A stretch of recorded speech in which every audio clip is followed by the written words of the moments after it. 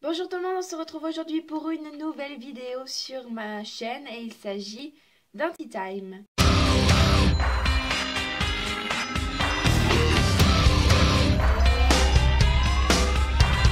This ain't a song for the broken-hearted. Alors vous avez vu ma vidéo sur le pèlerinage que j'ai fait hier et je vous avais dit qu'il fallait que je fasse un tea time parce que j'avais lu pas mal de livres depuis la dernière fois que j'avais fait ce tea time. Donc comme d'habitude on commence avec le thé. C'est un thé Starbucks café, c'est Vanilla Rooibos. C'est juste un thé trop bon, super sucré. Enfin, je veux dire, il est très fruité, très vanille justement. Et bon, moi, il y a d'autres trucs dedans parce que j'utilise la boîte pour autre chose. Mes achats elles sont dans un sac plastique. Je voulais pas vous montrer le sac plastique, mais bon. Et c'est juste trop bon. Après, bah, c'est du Starbucks. Il y avait que 15 sachets là-dedans. C'était genre super cher. Voilà, donc c'est Starbucks, c'est super cher. Bon, après, ça, c'est un des thés que vous pouvez vous procurer puisque c'est Starbucks et je pense que Starbucks a quasi partout maintenant. Et ouais, c'est vraiment trop bon, j'ai adoré ce thé. Et même s'il est cher, je pense que je vais quand même le racheter parce que j'ai adoré, ça m'a... c'est un super bon thé, donc je vous le conseille. Donc je vais vous quitter la dernière fois, j'étais en train de lire Sina de Corneille aux éditions Folio Classique. Donc j'ai fini cette pièce de théâtre, les pièces de théâtre ça va très vite à lire, hein. J'ai beaucoup aimé parce que j'avais jamais lu de tragédie classique vraiment avec les règles du classique, etc. Euh, mais c'est beaucoup plus... voilà, c'est quand même différent de l'illusion comique. Puisque l'illusion comique est plutôt baroque et moi j'aime beaucoup mieux les pièces baroques. Euh, enfin, maintenant je pense que je peux dire ça parce que j'ai lu l'illusion comique, j'ai lu Sina et j'en ai lu encore une autre que je vous présente juste après. Et oui, donc j'ai beaucoup aimé parce que ça faisait une très bonne découverte. J'avais jamais lu de tragédie classique. Mais voilà, c'est beaucoup plus conforme aux règles. C'est logique, c'est du classique. Donc c'est la conjuration de Cinna sur l'empereur Auguste. Euh, donc pour l'histoire, Cinna est amoureux de Émilie. Émilie, son père était le précepteur d'Auguste et Auguste a fait tuer le père d'Émilie. Du coup, Émilie et réclame vengeance et elle dit à Cinna, elle aime Cinna, puis elle dit Cinna, si tu veux m'épouser, si tu veux me mériter, il faudra que tu tues l'empereur Auguste. Et voilà pourquoi Cinna fait une conjuration sur l'empereur Auguste, même s'il n'est pas forcément à la fin, enfin pas à la fin, vers le milieu, il n'est pas forcément d'accord sur le fait qu'il faut tuer cet empereur. Mais bon, il veut venger sa maîtresse, donc il le fait. Voilà. Et bon, moi j'adore Corneille, franchement, pour avoir lu une pièce de Racine que j'ai moyennement aimée, Corneille, là, ouais. Vraiment, il m'a réconcilié avec le théâtre. Et le lire en théâtre, franchement, maintenant j'ai plus de problème avec ça. Et je pense que c'est à cause de Racine et Molière. Je suis désolée, mais j'aime pas du tout ces auteurs. Voilà. Ensuite, je me suis lancée dans la lecture de... Enfin, comme j'avais lu deux livres pour l'école, Sina et l'illusion comique de Corneille, je me suis dit, lis quelque chose pour toi. Et j'ai lu La sélection de Kirakas. C'est un livre qui était dans ma palle depuis pas longtemps et je l'ai direct, j'étais tellement impatiente que je l'ai direct lu. Donc c'est aux éditions Robert Laffont, collection R, j'ai dit Kirakas. Euh, je pense que vous connaissez l'histoire parce qu'il est très très connu, mais pour vite vous en parler, je vais vous dire vite fait l'histoire. Donc, 300 ans ont passé depuis notre ère. Et à la place des États-Unis, il y a... Enfin, les États-Unis euh, ont été... ont perdu la guerre et plein de crises économiques, etc. Du coup, sur les ruines des États-Unis, il y a Iléa, une monarchie qui a été bâtie. Cette monarchie fonctionne par un système de castes. On a les 1, 2, 3, jusqu'à 8. Les 8, c'est les mendiants, ceux qui n'ont pas de fonction à proprement parler. Et on retrouve donc dans cette monarchie, à chaque fois qu'un jeune prince héritier vient en âge de se marier, et donc bientôt d'accéder au trône, il fait sa sélection pour trouver la femme, la future reine, celle qui fera la parfaite reine, voilà. Et cette sélection comporte au début 35 jeunes filles. Et au fur et à mesure, elles vont être renvoyées dans leur famille parce que le prince, il doit bien en éliminer. Puis voilà. Voilà. Donc on retrouve la America, l'héroïne principale, qui est une 5. Oui, c'est la caste des artistes. Donc son père peint et puis elle chante, elle fait de la musique, etc. Et donc elle participe à la sélection un peu contre son gré. Puisqu'elle est déjà amoureuse de Aspen qui fait partie de la caste inférieure, les 6. Erika pense pas du tout être reçue parce qu'elle prend... Enfin, bien sûr, elle se fait jolie, mais sans être très riche. Elle arrive tout simplement là-bas et elle est reçue à la sélection, à sa grande surprise. Donc le livre est un peu séparé en deux parties, même si la première est plus courte. C'est la partie avant qu'America arrive à la sélection et la deuxième où elle est à la sélection. J'ai beaucoup moins aimé la première partie parce que je la trouvais un peu monotone. Bon, je pense par contre qu'elle était quand même nécessaire pour mettre les bases sur Iléa, sur la sélection, etc. Mais après, c'est complètement mon avis. J'attendais plus que le moment de la sélection. Mais je le redis, je pense quand même que cette première partie est très nécessaire pour mettre les bases. Après, comme moi, je savais un petit peu de quoi ça parlait la sélection, j'avais juste envie qu'elle y arrive à cette sélection, qu'elle entre au palais, au Capitole. Je sais, oui, c'est le Capitole, je crois. Ah oui, le prince héritier, c'est Maxon. C'est juste une information comme ça en plus. Donc au début, vraiment, America est un peu, pas dégoûtée, mais voilà, elle trouve ce prince Maxon ennuyeux. Elle est pas du tout motivée. Et puis elle va faire un peu plus sa connaissance parce que le prince se doit de connaître un peu ses sélectionnés. Il va faire des petites attentions à chacune pour essayer de voir avec qui s'entend le mieux. Et il aura une très grande complicité avec America. Je vous explique pas comment ça s'installe, sinon c'est un petit peu du spoil. Mais ouais, j'ai beaucoup aimé ce livre. Quand je l'ai lu, je voulais juste partir du principe que je n'avais vu aucun avis. Parce que souvent, quand je me base sur des avis et que je me dis « Ah, ça va être génial, ça va être trop bien », et ben je suis un petit peu déçue parce que j'attends beaucoup trop du livre. Et donc là, je suis partie vraiment de zéro. Et ça a été super bien, j'ai vraiment adoré. Je sais pas si je l'ai mis là. Bon, c'est un coup de cœur, mais j'ai oublié de mettre l'autocollant, mais je vais le faire tout de suite quand j'aurai fini cette vidéo. Voilà, donc c'est la sélection de Vicky Caracas. La suite, c'est l'élite. Donc l'élite, c'est quand il n'y a plus que 10 personnes. 10. Bref, j'aime beaucoup. Après, triangle amoureux, bien sûr, entre Aspen America et Maxon. Mais je trouve que c'est très enrichissant. C'est pas niais à souhait. Voilà, donc ça c'est pour ce livre. Ce n'est pas fini. J'ai continué avec mes lectures. Ensuite, je suis partie en pèlerinage, je vous ai dit, et je n'ai pas chômé niveau lecture. J'ai lu Le Cid de Pierre Corneille aux éditions Librio. C'est une pièce que j'ai juste adorée parce que c'est du Corneille. J'aime beaucoup Corneille, je vous avais dit avant. C'est une pièce baroque.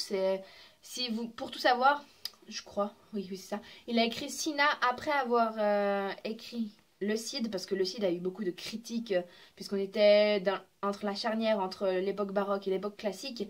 Il a eu beaucoup de critiques des classiques, parce qu'il respectait pas les règles. Du coup, après, il a écrit Cinna, c'est pour ça que c'est très classique comme pièce, mais celle-là, j'ai vraiment adoré, c'est juste génial comme histoire. Donc, Le Cid, ça parle de Rodrigue et de Chimène, qui sont amoureux. Le problème, c'est que leurs deux pères ont postulé pour faire précepteur du futur roi d'Espagne. Et il y a le père de Rodrigue qui est choisi. Du coup, le père de Chimène, il est fâché et il lui fout une gifle. Du coup, monstre honte pour lui. Le père de Rodrigue demande à Rodrigue, parce qu'il est trop vieux, à Rodrigue de venger son honneur. Donc Rodrigue tue le père de Chimène. Ils peuvent plus vraiment s'épouser, quoi. Donc Chimène, pour sauver l'honneur de sa famille, c'est des Espagnols, donc selon la tradition du XVIIe, les Espagnols sont fiers. Donc Chimène doit sauver l'honneur de sa famille. Pour ce faire, qu'est-ce qu'elle fait? Elle va demander à Rodrigue de... Non, elle va demander au roi vengeance parce qu'il a tué son père. Et voilà, et je vais pas vous raconter comment ça finit, mais c'est juste génial. J'ai adoré cette pièce. Et... oh, mon Dieu, ce que c'est bien. Donc je vous le conseille, vraiment, c'est une super bonne pièce de théâtre. Pour le 17e, franchement, je pense que c'est ma préférée. En plus, j'étais même pas une lecture obligatoire pour l'école, c'est juste que j'en avais tellement entendu parler. À chaque fois, on nous donnait des exemples. Par exemple, pour une figure de style, c'était la litote. On disait, va, je ne t'ai point, c'est tiré du Cid de Corneille, une super pièce, gna gna gna, puis jamais on l'a lu. Donc je me suis dit, moi, je vais la lire, hein. Mince, moi j'ai envie de savoir de quoi ça parle. Donc je l'ai lu, et c'était génial. Et je vous le conseille si vous vous intéressez un peu au 17e. La lecture suivante, il s'agit de Contes et légendes, les amoureux légendaires de Gudule aux éditions Nathan. Je vais vous montrer un peu comment ça se présente, voilà. Donc là, je suis tombée sur Roméo et Juliette, des illustrations et c'est écrit très gros. C'est en fait un résumé de ces grandes histoires, de ces grands mythes qui ont marqué qui marquent notre histoire en fait. On a des histoires tirées de la mythologie grecque, des histoires de Shakespeare, et tout un tas de... Enfin, on a des légendes aussi britanniques, des trucs comme ça. Et il y a aussi, ce qui est intéressant, on a des contes d'Amérique du Nord, on a des contes d'Afrique, on a des contes de Chine. Et ça, j'ai trouvé super intéressant. Je vais lire ça en fait pour savoir si je lirais des contes comme ça. Pas, plus précisément, Ramesh et Chandra, par exemple. C'est un conte d'Orient, justement. Et ça m'a super intéressée, donc je pense que je vais lire... Je sais pas si c'est tiré des Mille et une nuits, mais ça m'intéresse je m'intéresse à cette culture maintenant. La mythologie grecque, je connais assez, donc ça va, mais c'était très intéressant quand même. Il y avait Tristan et Isolde, que je connaissais de nom. Je connaissais Tristan et Isolde depuis hyper longtemps, mais jamais je ne savais de quoi ça parlait. Donc oui, j'ai vraiment beaucoup aimé ce livre, même si c'est lu très vite. Je l'ai lu, j'ai commencé ce matin et j'ai déjà fini, il est midi, je pense. Et ouais, c'était très rapide à lire et j'ai beaucoup aimé, donc je vous le conseille si vous voulez une lecture rapide, très décontractée, et voilà. Voilà, c'est fini pour les livres que j'ai lus en 2 semaines. Vous devez vous dire que c'est beaucoup, mais bon, 2 pièces de théâtre, ça se lit très vite. Kirakas, je l'ai dévoré, et puis Contes et légendes, on n'en parle pas. Je vais vous montrer mes lectures en cours. Donc j'ai une note d'Hiroshima de Kenzaburo Oe aux éditions Folio. Donc ça c'est un témoignage sur Hiroshima pour mon travail de maturité sur Mémoire d'Hiroshima et Nagasaki. Après c'est quand même hyper... voilà, c'est Hiroshima quoi, c'est pas très joyeux. Donc je me suis dit je pouvais lire quelque chose en même temps, en parallèle. Et c'est Une fantaisie du Dr Ox de Jules Verne aux éditions Folio. Donc j'avais acheté... je sais pas quand, mais il y avait une offre pour Folio, c'était tous les livres à 2 euros. Vous pouvez en prendre 4 pour moins, en fait. Moi j'ai un petit problème avec Jules Verne, c'est que c'est assez difficile à lire pour moi. Et je me suis dit, c'est court, donc tu vas le lire et ça a l'air intéressant. J'ai lu la 4e de couverture et franchement ça m'intéresse. Donc je vous en parlerai, sauf erreur, l'année prochaine. La semaine prochaine, on verra si j'aurai fini. Mais je pense que ouais. Par contre ça c'est quand même assez compliqué parce que il entre dans des termes très spécifiques. Donc je sais pas si j'aurai fini en 1 semaine. Mais ça oui. Donc voilà. Les 2 lectures en cours. Donc voilà. J'ai fini. On se retrouve très bientôt pour une prochaine vidéo. Ciao! Alors je sais, je suis habillée complètement différent, c'est juste qu'on est le lendemain. Et le lendemain de cette vidéo que j'ai filmée. Et ce matin, je me suis réveillée, j'ai lu un manga et j'ai vu un manga que j'ai oublié de vous présenter dans mon tea time parce que je l'ai complètement zappé. Donc c'est Le Pays des Cerisiers de Fumio Kuno aux éditions Kana. Donc c'est sur Hiroshima. On a 3 parties en fait dans ce manga que j'ai beaucoup aimé entre parenthèses. La première, c'est la ville de Yunagi. Ensuite, on a la deuxième partie qui est là. Le Pays des Cerisiers partie 1. Et après, on a Le Pays des Cerisiers numéro 2. Donc vous voyez que les dessins sont trop beaux. Vraiment, j'adore ces dessins. Et en fait, la première partie, c'est l'histoire Minami. Voilà, je crois qu'elle s'appelle comme ça, c'est Hirano Minami. Donc elle, c'est, je crois, 18 ans ou 20 ans après le bombardement d'Hiroshima. Et ensuite, on retrouve une petite fille qui est très garçon manqué, Nanami. Voilà. Donc au début, on voit pas trop on prend la première histoire, donc c'est 20 ans après, et c'est vraiment très bien fait parce que la jeune fille, elle a perdu deux de ses sœurs et son père, sauf erreur. Elle vit plus qu'avec sa mère, et son frère, il est après la catastrophe, il voulait pas le laisser dans cette zone irradiée, donc il l'a envoyé à Tokyo, je crois. Euh, et elle vit très mal toute cette catastrophe. Elle n'arrive pas à se dire qu'elle a le droit de vivre heureuse parce qu'elle a l'impression que c'est une sorte de trahison envers toutes ses victimes. Ce que j'ai beaucoup aimé dans ce manga, c'est que tout d'un coup, on a des dessins comme ceci. Ensuite, on repasse ça comme ça. C'est très original, je trouve. Des fois, on a des grandes planches comme ici. Bon, ça c'est pour changer de chapitre. On a ça. Et j'ai beaucoup aimé.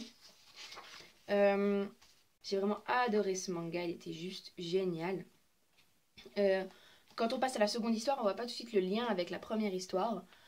Et c'est seulement dans la dernière partie qu'on comprend le lien. Et vraiment, c'est magnifique. C'est sur Hiroshima, donc je vous ai déjà dit ça avant. Et ça montre vraiment une réalité de Hiroshima. Et j'ai trouvé ça super intéressant. Après, je ne pense pas l'utiliser pour mon thème, c'est surtout pour m'informer, c'est surtout une annexe. Je pourrais mettre ça en annexe et puis leur montrer et leur dire voilà, il y a des auteurs qui font des BD, des mangas pour informer tout le monde entier finalement de ce que c'est Hiroshima. Et j'en ai aussi un sur Fukushima, je vous avais déjà montré. Et voilà. La couverture est sublime. Et c'était tout ce qu'il fallait que je rajoute. Donc on se retrouve très bientôt. Ciao! It's my